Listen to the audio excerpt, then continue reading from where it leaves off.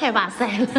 见过这样装修的吗？这个房子已经装了好几个月了，然后目前还是停止在那个地砖那个阶段。但是呢，好在我们抽了一个时间，又把这个美缝给做了，做的是银色的。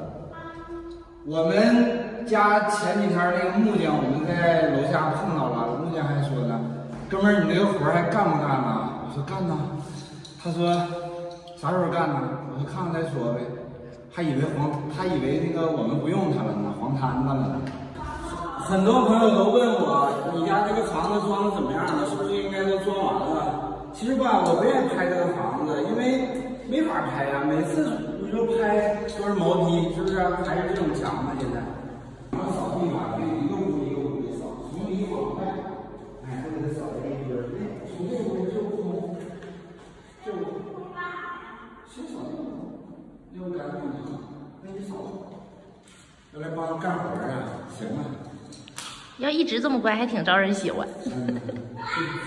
这是心血来潮了。我俩今天来吧，又想那个把这个改动，把这个设计方案改动一下，回到第一步刨沟了。因为今年这个虽然高温过去了，但是也是我们人生中在东北过的一个非常不寻常的一个夏天，就是因为夏天的持续高温，大约持续了有8个月，半个多月的时间，然后每天的温度都是35、6度，所以呢，我们经过想了又想，打算重新布一条线，然后留一个空调的位置。原来是没有的。如果是在南方装修，肯定设计空调这个是放在第一位的。但是在我们这儿呢，一开始真的是没打算装。就像我们这一栋楼来讲，你看我们这外墙挂这个空调外机的有，但是很少很少。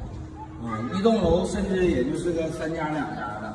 其实，如果是按每年的这个温度来讲的话，空调在东北确实是个鸡肋，因为我们冬天也用不着了。冬天10月份，还不是很冷的时候就已经供暖了。但是自从经历了这个夏天以后吧，我俩这个就打算不想遭这样的罪了。万一明年还这么热，可怎么办呢？所以吧，就打算把刨沟师傅找来。一开始我的媳妇儿打算装空调，是想装一个那种挂式的，就是挂在那种。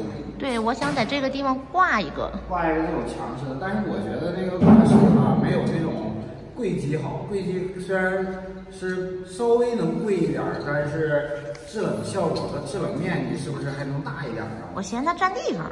占地方。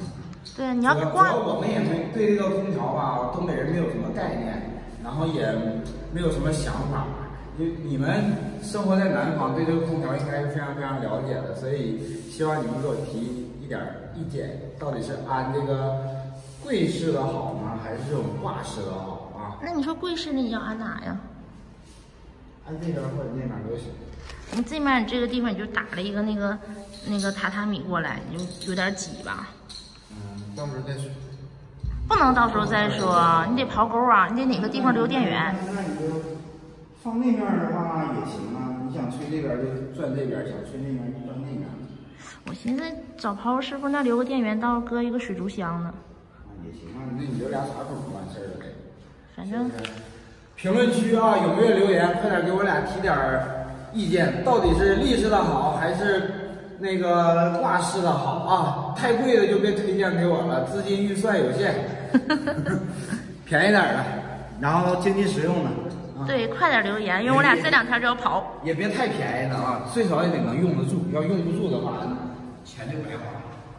你这个空调啊，你只能安这边，因为那个东西涉及到一个这个连外机的管的问题。哦，也是哈。安不了。不是想挂哪挂哪的哈。不是你想挂哪挂哪的，你想挂客厅中间4圈吹。那你说挂一个空调的话，就是卧室能不能跟它受益啊？卧室受不了啥益，到时候就睡客厅了。我看一下。就那么几天，将就过去。